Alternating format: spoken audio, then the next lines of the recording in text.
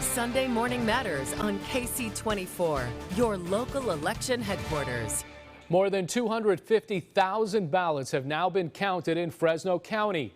The Fresno County clerk did project about a 50 to 55% turnout, which is right on pace with that projection. So lots to chat about on the outcome of the recall and what this means for Governor Newsom and whoever wins the spot next to him in the June primary. We want to welcome in our panel for the week. Fresno County Democratic Party district member and local attorney David Rowell is with us, and making his debut on the panel, the new chair of the Fresno County Republican Hispanic Assembly, Eulalio Gomez. Gentlemen, welcome both. And first, I want to start with the bombshell news where Larry Elder told me just moments ago that he may not run for governor next year. Eulalio, I'll start with you. How big of a blow is this announcement for the Republican Party? Well, I think it's going to really affect the campaign. He's well received with the Republican Party and the members of the public, and especially in California, obviously. So that if that comes to fruition, I think that's a big blow for the future candidate. But we're hoping to get a new candidate, get someone that can kind of lead the group and organize a bigger group, especially in the Hispanic community. You know, David, I want to get to you because really Governor Newsom's campaign, he brought out the White House. He had Barack Obama. He had a lot of firepower, and they said, hey, Larry Elder is Trump's clone. If he is not in the mix, is this good or bad for the Democratic Party? Well, I think really it doesn't make much difference, Alexon. Elder had, 2.5 million votes.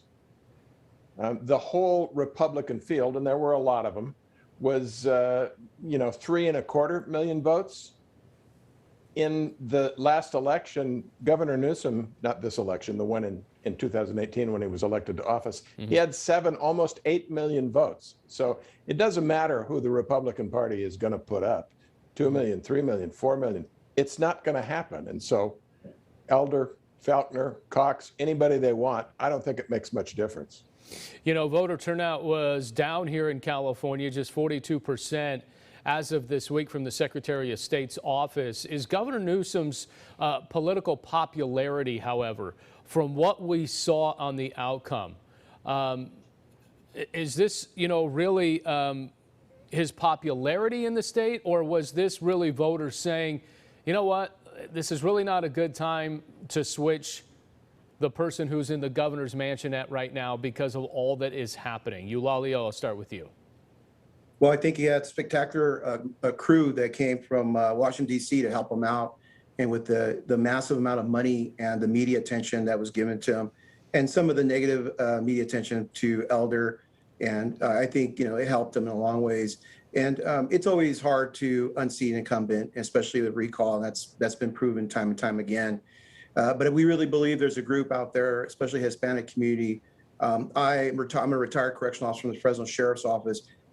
I'm challenging a lot of the law enforcement associations and unions to get involved with the campaign, especially things that are coming out of Sacramento with all these legislative mandates that are harmful not only to the community but to law enforcement. So I think you're going to see more organized from law enforcement associations that are strong and well received in the community. And I think you're going to see that next year going forward, and especially the Hispanic community. You know, David, 9.3 million ballots counted so far. Of that, a little over 4 million, or about 44%, did not include a choice for the replacement candidate portion of the ballot. What does that tell you? Does that tell you that Governor Newsom really got his message across, or did it tell you that not a lot of people were interested? Well, the California Democratic Party had unified messaging, and its message was just vote no and ignore the backside of the ballot. So I think that accounts for a lot of the people who voted no, who left the backside of the ballot blank. I don't know how much their interest there was in choosing among the multiple candidates. I think given that there was an overwhelming degree of support for Governor Newsom, I think you have to admit there's probably not much interest in the backside of the ballot. Eulalio, was it a mistake for the state GOP and not to have heavy hitters on the Republican side not come endorse Larry Elder? I think I give it to the Democratic Party, very very organized, as the gentleman stated, and I think that's the learning lesson. The GOP needs to get organized, get behind one candidate, focus on one candidate, and get that messaging out there. But once again, I'll state again, these law enforcement associations really need to get involved in the community. I think it's very important. That's going to be the turning point. I want to finish with this real quick. We got about a minute left in this panel. About 6 weeks before election night, Governor Newsom sent out an email to all of his donors, his fundraising campaign team. They all sent this out, and it said, recall race is close enough to start thinking about what it'd be like with a Republican as a governor.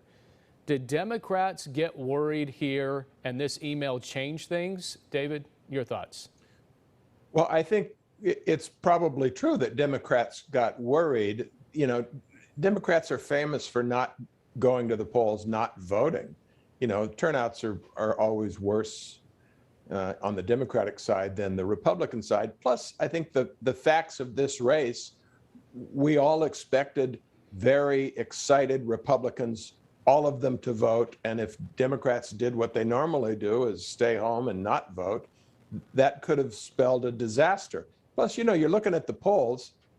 You have to preface any comment about polls with the fact that they don't seem to be able to predict anything accurately. Well, polls don't vote, right? We know that. Real quick, I got a couple of seconds. Eulalio, your thoughts, real quick, just to finish. Well, I mean, everybody, you know, I appreciate everybody's participating in the voting election, but we'll see going forward what happens to California. We'll see what happens with the homeless. We'll see with the crime rates. So sometimes it takes experience to change people's votes. And I think with enough bad experience in the city, county, and the state, folks will change and have more of a better, view of who they want as a governor next year.